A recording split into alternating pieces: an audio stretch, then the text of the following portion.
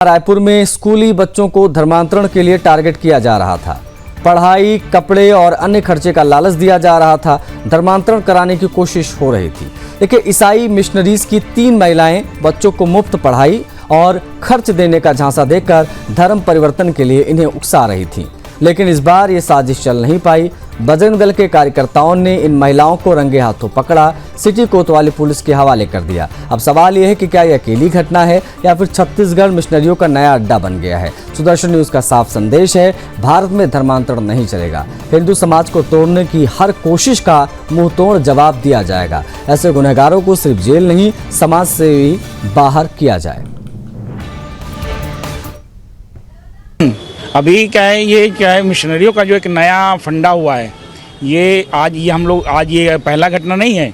ये क्या है, बाज़ारों में, हाटों में, मार्केट के आसपास, स्कूलों के पास, मतलब ये जो है महिलाओं को अपनी ट्रेनिंग दे के लोगों के पास भेजते हैं और लोगों को ईसाई बनाने के लिए प्रेरित करते हैं। चाहे लालच दे के हो, प्रलोभन दे के हो, जिस तरह से भी हो। अभी भी देखिएगा, अभी कोटा में 350 लोगों ने धर्मांतरित पकड़ा। मगर क्या है समझ में नहीं आता। हमारे हिंदू धर्म में कभी हम किसी को नहीं बोलते। हम यही कहते हैं सर्व सुखी हो। सभी धर्म हमारे लिए मान्यता है। हम ईसा मसीह को पूछते हैं और पैगंबर को पूछते हैं, अपने धर्म को भी पूछते हैं। हमारे लिए कोई दिक्कत नहीं, सबका एक ही है। मगर आपको ऐसे करने की आवश्यकता क्यों पड़ रही है? क्या जरूरत है आपको? अगर किसी की मदद करनी है तो आप खुल के मदद कीजिए ना।